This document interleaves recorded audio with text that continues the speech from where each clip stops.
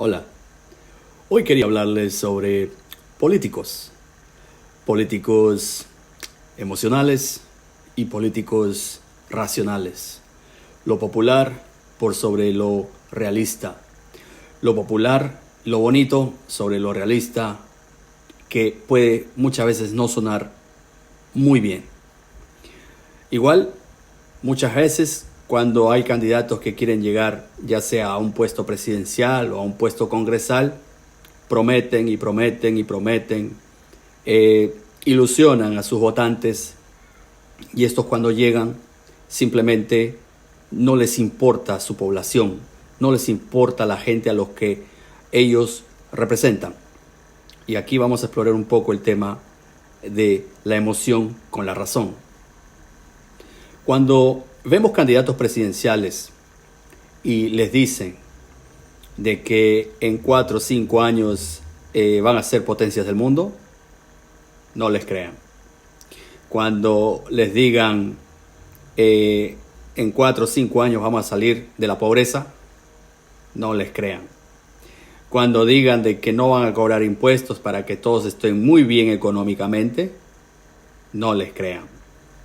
Cuando vengan y les digan que va a haber cero hambre y no va a haber ningún tipo de hambruna en el país, no les crean. Cuando les digan que se va a terminar por completo la inseguridad ciudadana, no les crean. Cuando les prometan y les digan de que van a terminar 100% con la corrupción, no les crean. Esas son propuestas netamente populistas. Como también hay candidatos que van a decir que en su primer año de gobierno se van a crear 1000 escuelas y 1000 postas médicas. No les crean. Muchos de estos candidatos cuando postulan a los cargos y entran ya a sus cargos, se les da un presupuesto. Cuando ven que ese presupuesto es paupérrimo y no les alcanza para todo lo que prometieron, ahí empiezan los problemas. Entonces, esas propuestas netamente populistas son eso, populistas, con el único fin de ganar votos, y al momento de ganar votos, ponerlos en el poder y que a estos no les interesa el pueblo. ¿Ok? Entonces, más o menos para que vayan identificando a esos políticos emocionales. Los políticos racionales, por otro lado, cuando vengan y le diga un político a ustedes, vamos a cobrar impuestos y posiblemente vayamos a subir la tasa de impuestos para poder controlar la inflación del país, créanles. El impuesto de un país, ¿sí?, es el sueldo de este. Por lo tanto, un país camina a base de impuestos. Cuando venga un político y le digan que no es suficiente 4 años o 5 años para poder salir del tercermundismo, créanle, posiblemente un buen proyecto podría ser a largo plazo, 20 años, 30 años. Eso no quiere decir de que el político tenga que quedarse en el poder. No, pero los que han de venir, seguir implementando ese sistema político del cual sacaría al país completamente del subdesarrollo.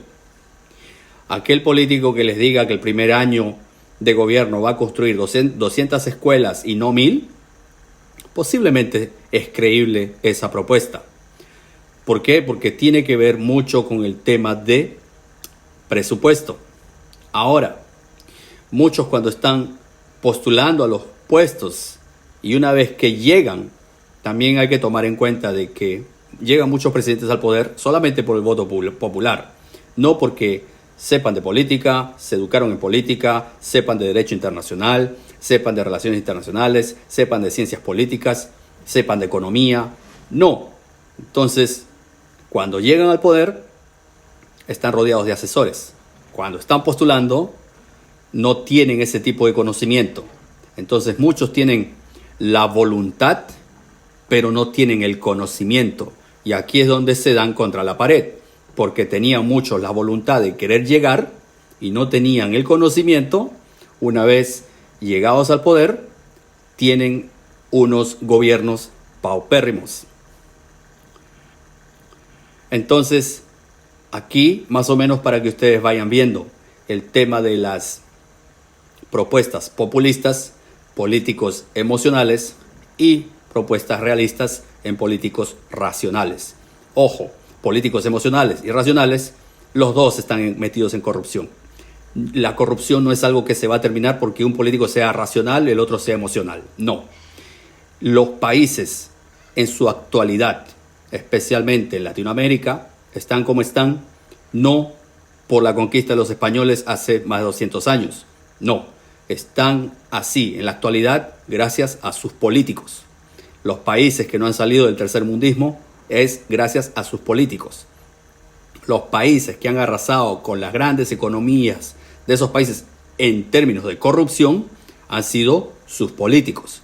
Los países que están en la pobreza y que están inclusive sufriendo con la subida o caída del dólar, se debe a la inestabilidad política que hay en ese país, y esa inestabilidad la crean los políticos. Por lo tanto, es muy importante identificar aquellas propuestas populistas a aquellas propuestas normalmente racionales, que son medianamente que te hablan con la razón. Entonces, mi pregunta hacia ustedes es, ¿ustedes prefieren que les digan una bonita mentira o una fea verdad? Ahora, ojo, la fea verdad no quiere decir que te contesten de una manera abrupta. No, simplemente la verdad puede ser cruda, pero hay que saber comunicar las cosas. Entonces, si viene un político y dice, no voy a cobrar impuestos, no se le va a cobrar impuesto a nadie y vamos a vivir muy bien, no les crean. Pero si viene otro político y dice, vamos a tener que subir la tasa de impuestos, ahí chocan con el bolsillo de la gente. Por lo tanto, es una propuesta medianamente realista y que a la gente no le gusta. Y como a la gente no le gusta escuchar lo malo y quieren escuchar siempre lo bonito, entonces prefieren quedarse con las propuestas populistas. Vamos también a ver el tema de que cuando se habla mucho de populismo, tiene también que ver con el tema del patriotismo. El tema del patriotismo, cuando a uno van y le dicen, cuando te dicen de que tu país es el mejor país del mundo, déjame decirte una cosa. No es verdad. El hecho que tú hayas nacido en ese país no significa que sea el mejor país del mundo. Propuestas o dichos netamente populistas.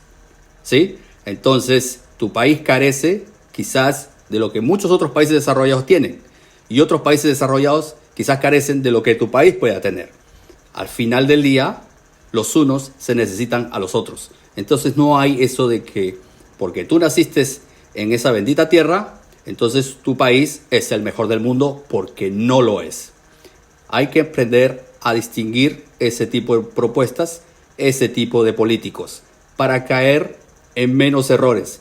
Errores siempre lo va a haber, porque al final uno no es responsable del comportamiento de estos políticos mediocres que entran al poder. Pero sí procurar de que entre menos corruptible o menos corrupto sea el que llega, posiblemente pueda hacer un mejor trabajo. Suena feo.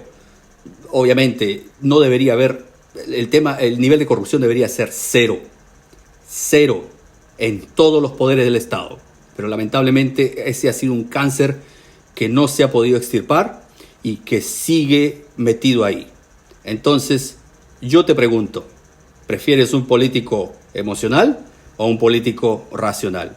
¿Quieres una propuesta populista o una propuesta realista? ¿O quieres una bonita verdad o una bonita mentira o una fea verdad? Ahí te dejo la inquietud. Soy Marcelo Ricalde, me encantó saludarlos.